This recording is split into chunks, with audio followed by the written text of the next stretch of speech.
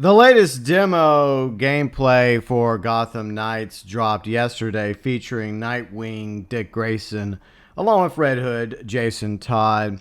And a lot of people were excited about the demo. And for the record, I hope that Gotham Knights turns out to be good whenever it comes out in late October. However, I felt a bit underwhelmed by the trailer itself. But at the same time, it was just a demo. And maybe, just maybe, by the time the final product comes out around Halloween, it'll be considerably better. So I just thought I would throw out my thoughts about Gotham Knights so far, some information, as well as anything else that I'd like to discuss when it comes to Gotham Knights. Now, the reason why I didn't show the demo in this video is because WB has a habit of copyright claiming people over ridiculous reasons.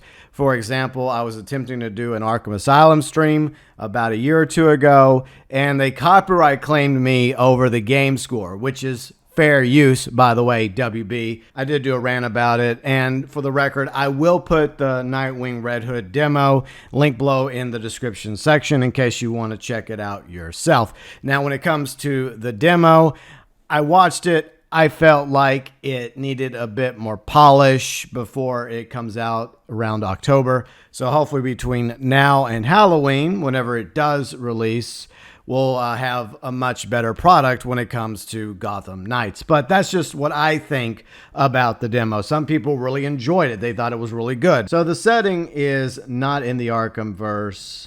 And to WB Montreal's credit, they have done a very good job answering almost any question that fans happen to have. So if you're expecting to go into Gotham Knights as a continuation of the other Arkham games like Arkham Asylum, City, Knight, even Arkham Origins, which was actually made by WB Montreal.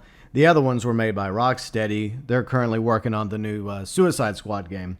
It has nothing to do with the Arkhamverse, in case you were wondering. But it does follow the Bat family and events unique to this story regarding Bruce Wayne, a.k.a. Batman, and Commissioner Gordon both being dead, allegedly. Which leaves Nightwing, Red Hood, Batgirl, and Robin to defend Gotham City. One thing I do like about this game is it's going to be 1 to 2 players, so if you want to go in solo, you can. You have 4 characters to choose from, obviously. Or you can go in start to finish with a friend. It's internet, and it is only on console-based, so you'll only be able to play with friends on PS5, or Xbox Series, or PC. I don't think there's any cross-platform plans, but that does lead us to another issue we'll talk about in a moment. The main antagonists are going to be the Court of Owls, and there's probably other baddies that the Knights of Gotham will encounter as well as other factions. Gotham Knight is obviously coming in late October, but it's only going to be available on a PC, Xbox Series XS, as well as PS5. It will not be available on PS4 or Xbox One.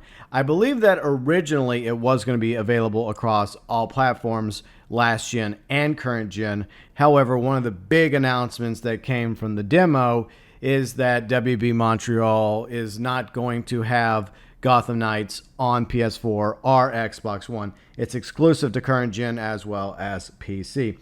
Despite ongoing PS5, Xbox Series shortages, for the record, Gotham Knights was first revealed, I think, 2 years ago, back in 2020, which means that Gotham Knights has been in production for several years now. I was trying to find the exact year that work began at WB Montreal on Gotham Knights. It possibly was sometime after they finished work on the Batgirl DLC for Arkham Knight. This is just speculation on my part, but sometime after they were done with the Batgirl DLC for Arkham Knight, that's when they most likely began work, well, at least early development, for Gotham Knights. Now, there were rumors here and there coming out from Rocksteady as well as WB Montreal of other Batman games that had been scrapped here and there over the years until they finally decided to go with Gotham Knights. That's just rumor mill. I don't know if that's true. It's very possible. But it could have been a few years of trying to early develop this one idea or another idea revolved around Batman or continuing the Batman Arkhamverse, getting scrapped one by one until they decided to go with Gotham Knights. The point is, what we have is Gotham Knights coming out in late October, and the question is, how many years have they been working on this game? Obviously, it was delayed because of the bug back in 2020, and graphically, to me, it just looks and feels like a PS4, Xbox One game. However, once again, it will be exclusive to PS5, Xbox Series XS, as well as PC. This is definitely going to hurt sales for Gotham Knight because there's still shortages when it comes to PS5s, Xbox Series X and S's.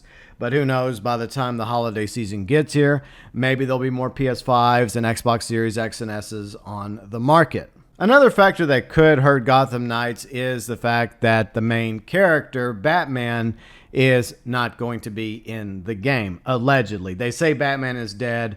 I'll believe it when I see it. I will applaud WB Montreal if they stick their guns and say, hey, Batman, Gordon, they're both dead. They're not going to magically come back before the end of the game. If they keep them dead, then I will grant you a golf clap. However, I reserve the right to press X to doubt when it comes to Batman and our Gordon remaining dead before the end of Gotham Knights. That's just my theory right there. According to WB Montreal, Nightwing, Red Hood, Batgirl, and Robin will each have their own unique playing styles, fighting styles, as well as weapons, gadgets, upgrades, and outfits. They even feature a few of the different outfits and cosmetics for Nightwing as well as Red Hood. So it's cool to have options and cosmetics when it comes to games. The Belfry is going to be the main HQ. There will be fast travel similar to Arkham Origins. Nightwing has this glider that he can use to traverse around Gotham. And Red Hood has this weird skip ability where he can skip in the sky. It's a Lazarus type power or ability. Apparently, it's inspired by the comics. So I think that's one thing that they probably did was they looked deep into the comics revolving these characters, Nightwing, Red Hood, Batgirl, as well as Robin for inspiration. And Red Hood in the comics does have Lazarus type powers because Ra's al Ghul did resurrect Jason Todd via the Lazarus pits. You'll also be able to travel around the ground in Gotham, well, specifically on the roadways with bat cycles. There's also going to be a unique pre-order bat cycle skin, the 233 custom. So if you pre-order whatever edition of Gotham Knights, you will also get this unique 233 custom bat cycle skin for your characters in Gotham Knights, which leads us to the different editions that will be available. You have the standard edition, which is the base game, and once again includes the 233 custom. Then you're going to be able to get the deluxe edition with the Visionary Pack, exclusive Night Watch by Jim Lee, Transmog, along with the Beyond suit styles inspired by Batman Beyond. So you're going to have Batman Beyond type suits for Robin, Nightwing, Batgirl, and Red Hood. Also salvaged to build new gear, boosted gear, exclusive emotes, along with 3 exclusive suit colorways. According to Best Buy, the price tag for the deluxe edition is $90, which means that the standard edition for Gotham Knights will be $70 for Xbox Series, PS5, as well as PC. Then you have the collector's edition, which includes the standard and deluxe edition content. Plus, there's going to be a Gotham Knights exclusive New Guard statue inspired by Jim Lee, a Promethean New Guard transmog, Jim Lee Certificate of Authenticity, augmented reality talent key, as well as the Gotham City of Bridges collectible map. The price tag for the collector's edition is $300, according to Best Buy. So you get a few things with the collector's edition. And to be honest, I just don't see the point in dropping $300 for the collector's edition. Some people like collector's editions. I'm not really into it, but to each their own. It's your money. I will say this about the demo for Red Hood, Nightwing, Gotham Knights, is Gotham does feel more alive than it did in Arkham Origins. And I bring up Arkham Origins because, once again, that was made by WB Montreal. I know the reason why it was so dead because there was an epic blizzard on Gotham. I get that. And one thing that I am interested in is the boss fights because, to the credit of WB Montreal, they did a pretty good job with the boss fights in Arkham Origins. So hopefully the boss fights in Gotham Knights will be good as well. I'm also hoping that whenever the Batgirl Robin demo drops, I don't know when that's going to come out, that it will impress me a bit more than the Red Hood Nightwing demo, but we'll just have to wait and see. And for the record, I'm still more interested in Gotham Knights than Rocksteady's Suicide Squad Kill the Justice League game, which is interesting because I do like Rocksteady's Arkham games, especially Arkham Asylum and Arkham City. Arkham Knight was all right, but not my favorite of the Arkhamverse.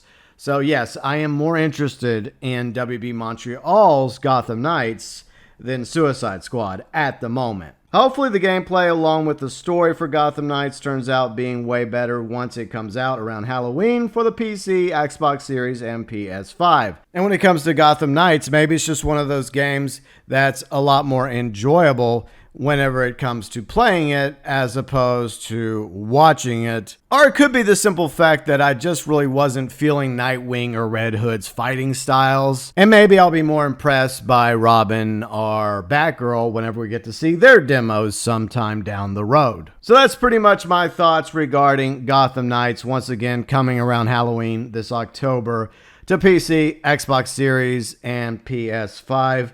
Are you remotely interested in Gotham Knights? Are you also looking at Suicide Squad? Which game are you leaning on? And if you are going to pick up Gotham Knights, which character or characters are you most interested in playing? Nightwing, Red Hood, Robin, or Batgirl? Your thoughts, your views, your opinions regarding Gotham Knights, as always, welcome below in the comments section.